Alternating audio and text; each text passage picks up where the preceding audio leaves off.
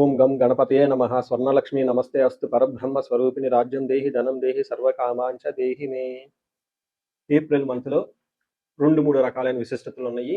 చాలా ముఖ్యం అందరూ తెలుసుకోవటం. ఈ మంత్లో జ్యోతిష శాస్త్రం ప్రకారం చూసుకుంటే 4 గ్రహాలు మారుతూ ఉన్నాయి. సూర్యుడు, కుజుడు, ఈ 2 క్రూర గ్రహాలు ఇవి మారుతూ ఉన్నాయి. బుధుడు, శుక్రుడు కూడా మారుతూ ఉన్నాయి. ఇవి శుభగ్రహాలు అనుకోవచ్చు. ఈ 4 యొక్క గ్రహాల యొక్క పరిస్థితిని, వాటి యొక్క స్థితిగతులను బట్టి ఈ మంత్ ఎలా ఉందో మనం చూద్దాం. ఇది కాకుండా ఇంకొకటి, ఈ మాసంలో మనకి అక్షయ తృతీయ ఉంది. 19వ తారీఖు వస్తుంది.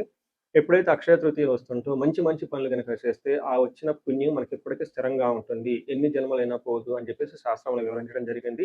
ఇంకా అందరికి బాగా నానుడు ఏంటంటే, ఆ రోజు ఏ పని కనుక చేస్తే మనకి స్థిరంగా ఉంటుంది. అందుకని బంగారం కొనుక్కోవటము, పవిత్రమైన వస్తువులు కొనుక్కోవటము, దాన ధర్మాలు చేయటం అనేది ఇంకా చాలా విశిష్టత కలిగిన గొప్ప గొప్ప మనకి అవకాశాన్ని జీవితంలో ఎదగటానికి ఈ రోజు అనేది పుణ్యప్రదంగా ఉంటుంది అని గమనించాలి. ఇవి కాకుండా ఈ మంత్ వచ్చేటప్పటికి 15 డేస్ వచ్చేటప్పుడు చైత్ర మాసంలో, ఇంకొక 15 డేస్ వైశాఖ మాసంలో ఉంటుంది. వైశాఖ మాసంలో ఉదక కుంభదానం అంటారు. అంటే పేరు ఏంటంటే చాలా టఫ్గా పెద్దగా ఉంటుంది. అంటే సింపుల్ లాంగ్వేజ్లో చెప్పంటే వాటర్ బాటిల్స్ అనుకోవచ్చు. ఉదకం అంటే నీళ్లు, కుంభం అంటే పొట్టుకున్న పాత్ర. ఈ పాత్రలో కలిపి ఆ దానం కనుక చేయగలిగితే దాన్ని మహాపుణ్యం వస్తుంది అని చెప్తారు. అంటే ఎన్నో రకాల కర్మలన్నింటినీ ఇది పోగొడుతుంది అని చెప్తారు. ఉదాహరణకు మేము మా క్లయింట్కి ఒకళ్ళకి బెంగళూరులో ఈ ఉదక కుంభదానాన్ని 2-3 సంవత్సరాల క్రితం చేస్తాము.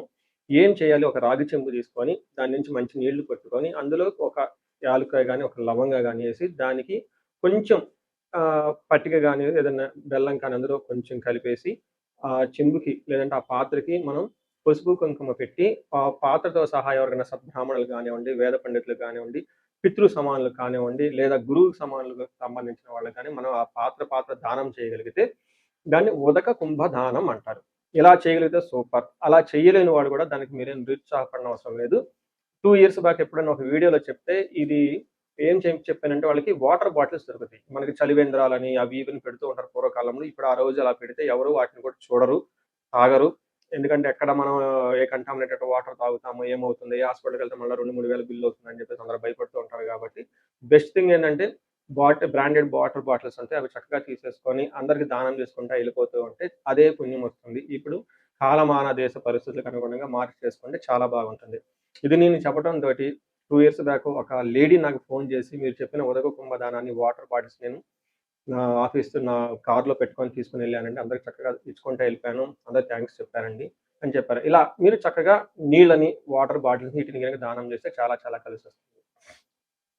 సింహరాశి వారికి ఏప్రిల్ మంత్లో మనం చూస్తే ఫస్ట్ విశేషం తెలుసుకోబోయేందుకు ఇందులో ఉన్న నక్షత్రాలు మఖా 1, 2, 3, 4 పాదాలు, పుబ్బ 1, 2, 3, 4 పాదాలు, ఉత్తర ఫస్ట్ పాదం అంతా సింహరాశిలో ఉంటారు. పేరు బలం కనుక చూస్తే అది మా, మీ, ము, మేమో, టాటి, టూటే, టో అన్న లెటర్స్ అంతా కూడా సింహరాశిలో ఉంటారు. 4 గ్రహాలు మనం మూవ్ అవుతున్నాయని మనం చెప్పుకున్నప్పుడు కాబట్టి ఇందులో వీళ్ళకి ఒక్క గ్రహమే అనుకూలంగా ఉంది. మిగతా 3 గ్రహాలు ప్రతికూలంగా ఉన్నాయి. కాబట్టి ఈ మాసంలో సింహరాశి వాళ్ళు కొంచెం జాగ్రత్తగా ఉండటం ఎంతైనా అవసరం. మనకి మహర్షులు సంస్కృతంలో ఏం చెప్తారంటే, సూక్ష్మ గోచారం, లఘు గోచారం అన్న ఒక కాన్సెప్ట్ ప్రకారం వీళ్ళకి వార్తల్లో హెడ్లైన్స్ లాగా సింపుల్ టర్మ్స్ లో క్లుప్తంగా మొత్తం చెప్పేస్తారు. ఇందులో దాని ప్రకారం చూస్తే వీళ్ళకి పీడం, ద్వేషం, మృతిం, కలహం, పుత్రార్థలాభాత్ అని చెప్తూ ఉంటారు. అంటే ఇందులో పీడం అంటే ఏదో ఒక హెల్త్ కాంప్లికేషన్స్ పీడింపబడినట్లు ఉంటారు. మీ చుట్టూ వాతావరణం ద్వేషించబడినట్లు ఉంటుంది.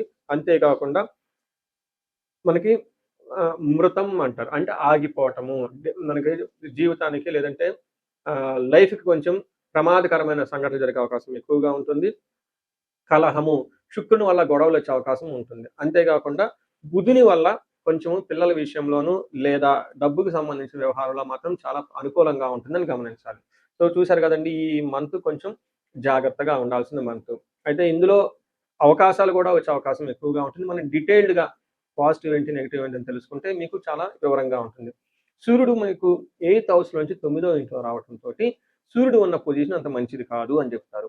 8th హౌస్లో ఉండటం మంచిది కాదు. 15 తర్వాత మారుతూ ఉండటంతో మనకి సంస్కృతంలో మహర్షులు ఏం చెప్తారంటే, నిందాపరాధం, కలహం, ద్వేషం, నిర్దోష ధనక్షయం, పుణ్యలాభార్థ నాశాచ విచారో నవమే రవి అంటారు. అంటే 9వ స్థానంలో సూర్యుడు ఉండటం వల్ల 2 రకాలుగా ఫలితం ఉంటుంది. ఒకటి ఓవరాల్గా మంచి ఉంటుంది, అది ఓకే.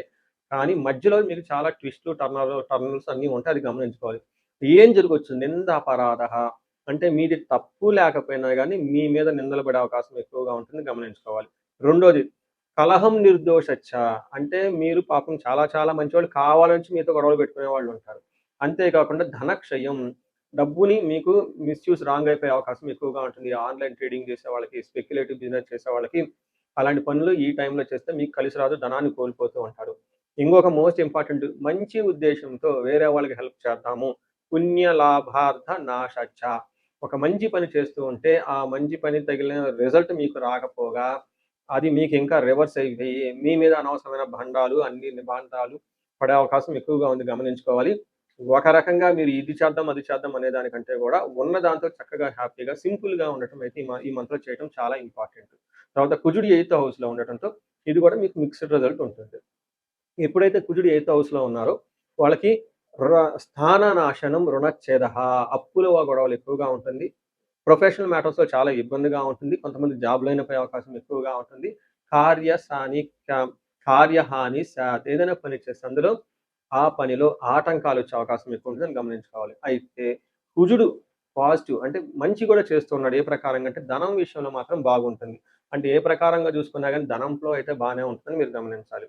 తర్వాత 10వ స్థానంలో శుక్రుడు ఉండటంతోటి ఇది కూడా కొంచెం మిక్స్డ్ రిజల్ట్ ఇస్తుంది.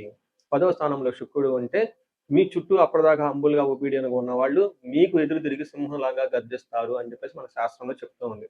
దానికి మనకేం చెప్తారంటే సంస్కృతంలో వ్యకులం చైవ నిస్సత్వం మర్ధానాశనం రిపుభయం స్త్రీహాని సౌఖ్యం ఆప్నోతి అని చెప్తారు. అంటే నిస్సత్వం అంటే స్ట్రెంత్ లేకుండా ఉండే అవకాశం ఉంటుంది. మనిషిలో అర్ధనాశనం ధనాన్ని కోల్పోతూ ఉంటారు. విపో భయం శత్రువుల భయం విపరీతంగా ఉంటుంది. స్త్రీ సౌఖ్యం అంటే ఈ టైంలో స్త్రీలు అయితే పురుషుల ద్వారా పురుషులైతే స్త్రీల ద్వారా మీకు అప్పటిదాకా బాగా చక్కగా సపోర్ట్ ఇచ్చిన వాళ్ళు మీకు ఎదురు తిరిగి మిమ్మల్ని కావాలని పక్కదారి పట్టించే అవకాశం ఎక్కువ ఉంటుందని గమనించుకోవచ్చు. చూశారు కదండీ! ఈ ప్రకారంగా. అయితే శుక్రుడు ఇంకొక మంచి చేస్తున్నాడు. ఈ టైంలో ఎవరైనా గనక బంగారం కొనుక్కున్నా, కొత్త వెహికల్స్ కొనుక్కోవాలనుకున్నా ఈళ్ళకి మాత్రం కలిసొస్తుంది. అంటే ఈ ప్రకారంగా మీరు చూసుకుంటే 19థ్ వచ్చే అక్షయ తృతీయకి కావాల్సిన ధనం మీకొచ్చే అవకాశం ఎక్కువగా ఉంది. బంగారం కొనే అవకాశం ఎక్కువగా ఉంటుంది. కొత్తగా వెహికల్స్ కొనే అవకాశం కూడా ఎక్కువ ఉందని గమనించాలి. అయితే ఇప్పుడు మనం 3 గ్రహాలు బుధుడు అగైన్ బుధుడు మీకొచ్చేటప్పటికి ఉన్న వాతావరణంతో మీకు చుట్టూతా ఆటంకాలు కలిగించి సక్సెస్ ఇస్తూ ఉంటారు. బుధుడు మీకు పిల్లల విషయంలో లేదా ధనం విషయంలో మాత్రం ఆటంకాలు కలిగించకుండా ఏదో ఒక విధంగా మీకు హెల్ప్ అయితే వస్తుందని గమనించాలి. ఇప్పుడు ఇందులో ఉన్న నక్షత్రాలు చూసుకుంటే మఖ, పొబ్బ, ఉత్తర 3 నక్షత్రాలుంటాయి. ఇందులో మఖా నక్షత్రం వాళ్ళకి వస్త్ర లాభము, రాజ్యము, పరవాసము, లాభము. చూసారండి 5 రకాల లాభాలు మీకు కలిగి ఉన్నాయి. అందులో ఛాలెంజెస్ వచ్చేటప్పటికి దరిద్రము, దేహ పీడనము, అతి భయము. ఫైనాన్షియల్‌గా ఇబ్బంది ఉంటుంది. అతిగా భయపడే అవకాశం ఎక్కువగా ఉంటుంది. అంతేకాకుండా దేహ పీడనం శారీరకంగా కొంచెం బాధపడినటువంటి అవకాశం ఉంటుంది. సో, గమనించారు కదండీ ఈ నక్షత్రం వాళ్ళు. అలానే పుబ్బా నక్షత్రం వాళ్ళకి అలానే పుబ్బా నక్షత్రం వాళ్ళకి పాల్గొనే నక్షత్రం వాళ్ళకి లాభప్రదంగా ఉంటుంది. రాజ్య లాభము, వస్త్ర లాభము. అంటే మీకు ఖచ్చితంగా ప్రమోషన్స్ వచ్చే అవకాశం ఎక్కువగా ఉంటుంది. ధనానికి ఇబ్బంది పడుతూ ఉంటారు. ధనానికి ఇబ్బంది పడుతూ ఉంటారు. ఓవరాల్‌గా మంత్ అయితే లాభప్రదంగా ఉంటుందని గమనించాలి. ఉత్తర ఫాల్గుని నక్షత్రం వాళ్ళకి వీళ్ళకి వస్త్ర లాభము, రాజ్య లాభము చూపిస్తూ ఉంటుంది. ఓవరాల్‌గా మంత్ అంతా లాభప్రదంగా ఉంటుంది. ఫైనాన్షియల్‌గా ఇబ్బంది ఉంటుంది. ధనహీనత అంటే ధనానికి ఇబ్బంది పడే అవకాశం ఉంటుంది. మీకు ఉత్తర ఫాల్గుని నక్షత్రం వాళ్ళు కొంచెం జాగ్రత్తగా ఉండాలి. లేక పశునాశనం, గాయాలు అయ్యే అవకాశం ఉంటుంది. అది కూడా కుజుని వల్ల. రెండోది పశునాశనం అంటే అగ్రికల్చరల్ ఊళ్ళల్లో ఉన్న వాళ్ళకైతే అది ఓకే. మరి సిటీలో ఉన్న వాళ్ళ పరిస్థితి ఏంటంటే మీకు బాగా సపోర్ట్ ఇచ్చేవాళ్ళు, రిసోర్స్‌ఫుల్‌గా ఉండేవాళ్ళు మీకు రిసోర్స్‌ఫుల్‌గా ఉండకుండా దూరం వెళ్ళే అవకాశం ఎక్కువ ఉంటుందని గమనించాలి. సో, చూసారు కదండీ! ఇందులో ఉన్న నక్షత్రాలకు ఎలా ఉంది, తర్వాత గ్రహాలకు ఎలా ఉందో మనం చూసుకున్నాం. సో, ముఖ్యంగా మీరు గమనించుకుంటే కొంచెం ఇబ్బంది పెట్టే గ్రహం ఏదైనా ఉందంటే సూర్యుని వల్ల కొంచెం ఇబ్బంది పడే అవకాశం ఉంది. నిందాపరాధ మీ మీద నిందలొచ్చే అవకాశం ఎక్కువగా ఉంటుంది. ఈ రాశి వాళ్ళు పరిహారం కింద చూసుకుంటే ఫస్ట్ పితృ సమానులైన వాళ్ళని బాగా గౌరవించటం, వాళ్ళకి బట్టలు పెట్టటం, వాళ్ళ ఆశీర్వాదం తీసుకోవటం, వాళ్ళ యొక్క గైడెన్స్‌తో ముందుకెళ్ళటం చాలా చాలా ఇంపార్టెంట్ అని గమనించాలి.